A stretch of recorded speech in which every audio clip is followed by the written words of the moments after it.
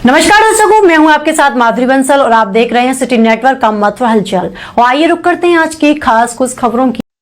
देश भर में नीट यूजी 2026 और कैट यूजी 2026 प्रमुख राष्ट्रीय परीक्षाओं में कथित अनियमितताओं एवं तकनीकी गड़बड़ियों को लेकर मचे देशव्यापी बवाल को लेकर मथुरा में मंगलवार को युवा कांग्रेस के कार्यकर्ताओं ने केंद्र सरकार एवं राष्ट्रीय परीक्षा एजेंसी एनटीए के खिलाफ जमकर नारेबाजी की और केंद्रीय शिक्षा मंत्री धर्मेंद्र प्रधान का पुतला दहन किया। प्रदर्शन के दौरान आंदोलन वासियों ने एवं पुलिस के बीच भारी धक्का मुक्की एवं नोकझोंक देखने को मिली। पुलिस के कार्यकर्ताओं के हाथों से पुतला छीन लिया और युवा कांग्रेस के पदाधिकारियों ने एक दूसरा पुतला दहन किया। युवा कांग्रेस के प्रदेश सचिव आनंद धन्य तिवारी एवं अन्य स्थानीय नेताओं का कहना है कि सरकार देश की सबसे बड़ी एवं संवेदनशील परीक्षाओं की शुचिता बरकरार रखने में पूरी तरह विफल रही है। नीट में कथित पेपर लीक के आरोप एवं हाल ही में हुई कैट यूजी परीक्षा में आई तकनीकी गड़बड़ियां के जिसके कारण परीक्षा में देरी हुई है, देखो छात्रों का भविष्य दांव पर लग गया है। ये गुस्सा सिर्फ मथुरा तक सीमित नहीं है बल्कि भारतीय युवा का किसान इस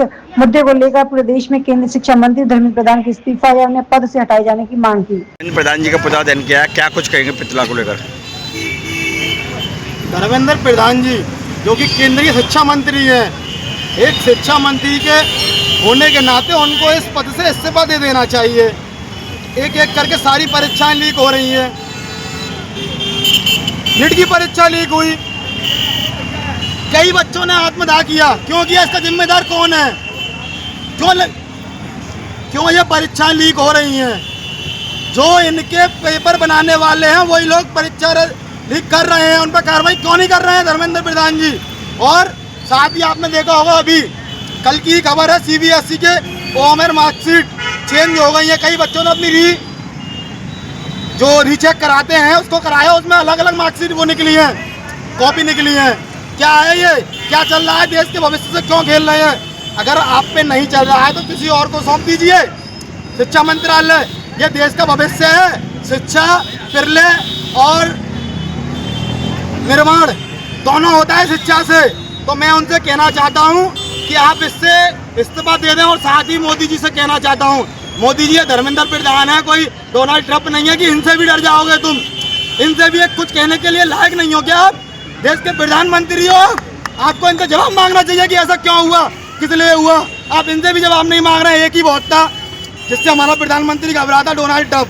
मुझे तो लगता है धर्मेंद्र प्रधान भी डोनाल्ड ट्रंप है उसके लिए, इसीलिए ना उनसे कोई जवाब मांगा जा रहा है ना कुछ बोला जा रहा है। आज 10-12 दिन से ऊपर हो गए, इसमें कोई कार्रवाई नहीं। आज भी एक बच्चे ने सुसाइड किया है उसी मैटर में। ऐसा क्यों हो रहा है? ये बच्चे इनका किसी का नहीं है, गरीब और किसान का बच्चा आता है पढ़ के, वो बच्चा सुसाइड कर रहा है। किसी उद्योगपति के बच्चे ने सुसाइड नहीं की है।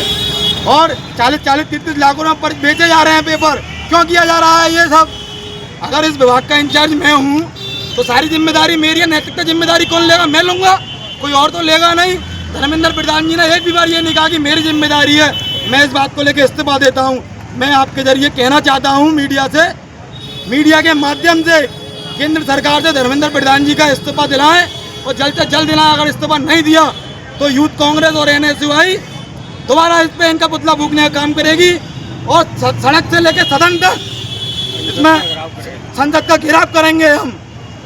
जी का पुतला दहन किया गया ओलिगेट पर, किन मांगों को किया गया? जी विश्वगुरु भारत का ढोंग करने वाली सरकार, युवाओं और विद्यार्थियों को अच्छे स्वर्णिम सपने दिखाने वाली सरकार ने आज भारत की इतनी भयावह स्थिति कर रखी है। एक गरीब लोन लेके ट्यूशन लेके बाहर कोचिंग कर रहा है, नीट जैसी प्रमुख परीक्षाओं की तैयारी कर रहा है, वो पेपर दे के आ रहा है, उसके सपने हैं। जब वो आंसर शीट चेक कर रहा है, खुश हो रहा है, अपने माँ बाप से कह रहा है कि पापा मेरा इस बार नंबर आ जाएगा। लेकिन पता चलता है कि एग्ज़ाम लीक हो गया, पेपर लीक हो गया, उसके सारे सपने धराशायी हो गए।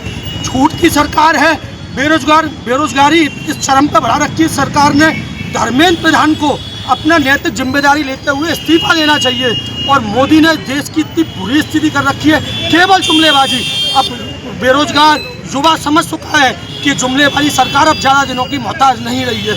मैं यूथ कांग्रेस के माध्यम से आपको इस मथुरा की धरती से इस भाजपा सरकार को चेतावनी दे रहा हूँ, अगर इन घटनाओं की पुनरावृत्ति हुई तो सड़क से संसद की सदन तक कूदम होगा और आंदोलन होते रहे और हम करते रहेंगे। आप कुछ कहेंगे धरना प्रदर्शन को लेकर आप?